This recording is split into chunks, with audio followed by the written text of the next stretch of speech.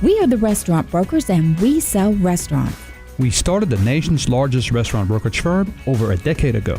Atlanta, Georgia was our starting point, but our brand is spreading nationwide. We define restaurant brokerage and help buyers just like these.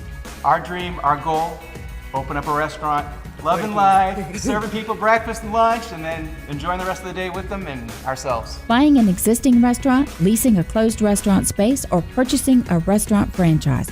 We help buyers satisfy their appetite for acquisition. I'm part of a husband and wife team with this fella. Working with my wife has been a lot of fun. The ultimate goal for everybody here is to make this work. And because we have different strengths, we bring different angles to the deal. The process begins with our powerhouse website, WeSellRestaurants.com, where buyers sign online confidentiality agreements and browse restaurants for sale. Then we send buyers undercover to check out a restaurant and decide if it's the right one for them. Buyers get our proprietary business analysis tool with all the financial details on the business for sale. After studying the restaurant inside and out, it's back to our office. We're deal makers. We write contracts and negotiate terms for buyers and sellers. That's why we sell more restaurants than any other firm in the nation. We are the restaurant brokers. Our name says it all.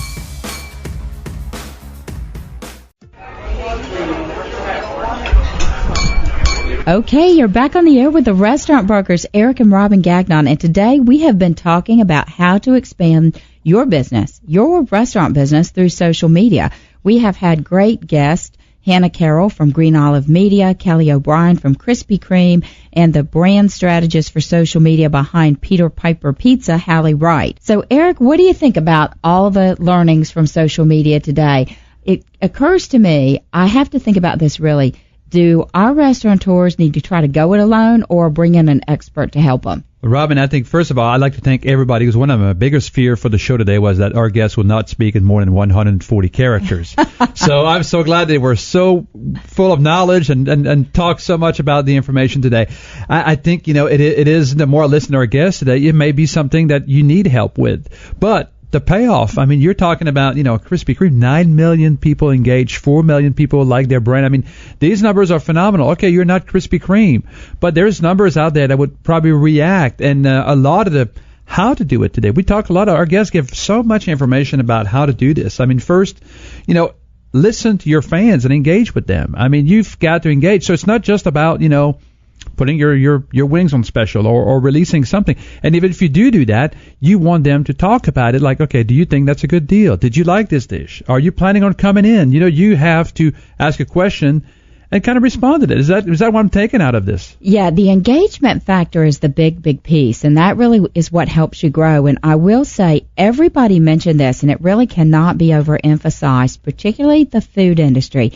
It's a visual business. You can talk about your great honey-soaked batter, whatever, wings and special bourbon sauce, but put that picture on there, and then you don't have to say very much to accompany it except, anybody hungry?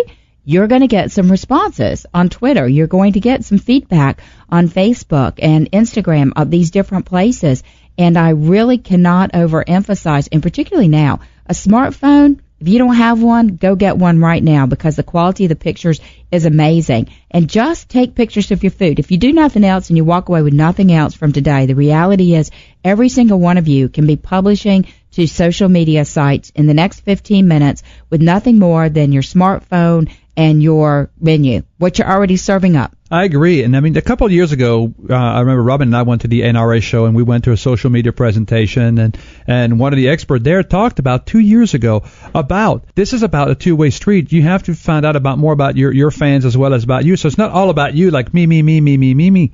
You have to talk about them and share their stuff. So if you're one of your fan or one of your social media engagement person is try, hey, here's my attempt at, your famous, honey chicken dip barbecue sauce that, you've done, share with them. It may not be the prettiest thing, but the fact that you share with them, the fact that other people see, it could be about some current events, some information. I remember during World Cup soccer a few years back, I mean, people were like, will the U.S. win? That's a simple question, but I mean, it generates so much buzz and engagement. So it's not just about your restaurant, about it, but it's about having discussion. Think about this as a giant That's what somebody told me about LinkedIn one time, and it's really paying off for me on my LinkedIn and We Sell Restaurant pages. Think this is about a giant networking room. So would you just walk around and say, buddy, buy my wings, buy my wings, buy my wings? They're going to say, who's that guy? I mean, we don't want to be really talking to him, but if this guy comes into this little group and chat a little bit and talk about it and say, hey, this is what I do, by the way, you should try it out, or give me some feedback. Oh, great, we'll do so. Okay, well, I'll catch you later. I got to go to another group. So this is kind of the same networking strategy. It is just online instead of being in a giant room, and that room is open 24/7, and it's pretty much very low cost to entry, right? It is, and I would really tell people to not be afraid of social media from the standpoint of, if I put an account out there, then am I going to get slammed? You might. But the reality is that engagement with a customer, somebody saying online, I went and the food was cold. Guess what you just learned? Your staff, you left at 7 last night. The guy said at 8:05 his food was cold. So maybe they slacked off after you left.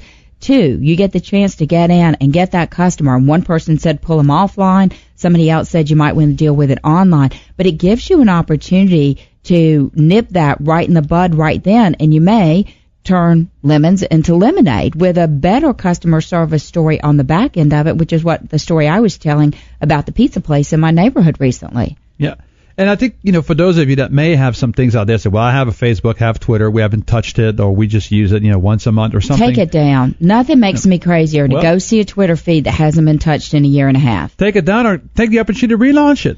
Come up with a schedule. I mean, they talk about a plan today. They said, you should start over. Facebook and Twitter should be the first 2 platforms that you use. So go in there. You got to have a schedule. So make yourself a point, okay? And there's a content aggregator out there, I guess that's the right word, that you can go in there, put all your message for the month. Mm-hmm. Or even more, and then they'll publish it. So it's not like, okay, it's 4 o'clock in the afternoon, I got to go release my tweet or something like that. So there's things out there that are free that you can use. So start with that, make a commitment, have content, engagement, track it, look at it, how many people are signing up. Where do I go to get new people? Who are my people? Where are they? People coming into your restaurant, ask them, hey, can I get you to sign up for Facebook? Or, can we get your Twitter handle? Would like to start talking with you, not and that's an important methodology, is to mix online and real world, the virtual and the real world. Guess what? I'll give you a half price on appetizer if you want to go ahead and take your smartphone out and like my Facebook page. That is a great way to grow people, because what happens is then everybody in that person's feed. That's the beauty of social media, is that whatever somebody's liked is being shared with somebody else. And so you're engaging. You may have one guy in your restaurant that night. Your cost of goods on that dessert may be $3. So for giving it to him for half price, you're making money on it. You're still making money at $9.95 dessert. If you pay for half price, $5, and then for that dollar, that minimal amount of an effort on your part or your server's part, he just told 25, 50, 100, 7,500, however many people he has in his feed about your business. Maybe he'll take a picture of it and post it saying, just got half off this for liking the restaurant. What does that do for you? I mean, you couldn't pay for that kind of directed advertising, because one thing that people will tell you about social media is that people trust people they know. And whether or not they have a real world knowledge of that person's Twitter feed or real world knowledge of that person's Facebook, they feel engaged with them. So when Eric on social media says, I really like this campaign that XYZ company is running, look how great it is, people that are influenced by him take that up, and then they're intrigued and influenced. So don't forget, this is the biggest, cheapest advertising model you have going for you. And if you're not taking advantage of it, the reality is you are missing the boat. And that boat, the tide keeps rising and rising. That boat keeps going faster and faster. Yeah, and it is the fastest also. So that's why Kelly said you got to become their friends. If you're doing well on there, that's your next step. You become their friends, and you start creating occasions. Be creative. If you're a chef, you have a restaurant, you have a creative bone in you somewhere. So you got to create occasions and find ways to make it work, and promote that. Get people to embrace that. I know a guy that has a sports bar, and he's got a crawfish festival. Go figure it out. And it's been 17 years, and it's become a big event. But he keep promoting it, and he created an event for themselves. So you have to do the same thing. What can be an event for you? What is the launch of a new dish? I mean, instead of just introducing a new dish to your menu, make it an event. Make it an exciting thing. Get people engaged. I mean, go out there, get your Facebook, get your Twitter, reach out. We'll be your friend. We'll be your first friend. You reach out to us, okay? Absolutely. We'll like everybody, and don't forget to like us. We Sell Restaurants. We're on Facebook, Twitter, YouTube, LinkedIn. We're everywhere. We're the industry leader in restaurants for sale, franchise restaurant resales, and site location for the food service industry. We're currently franchising our brand nationwide. Contact us online for more information. WeSellRestaurants.com.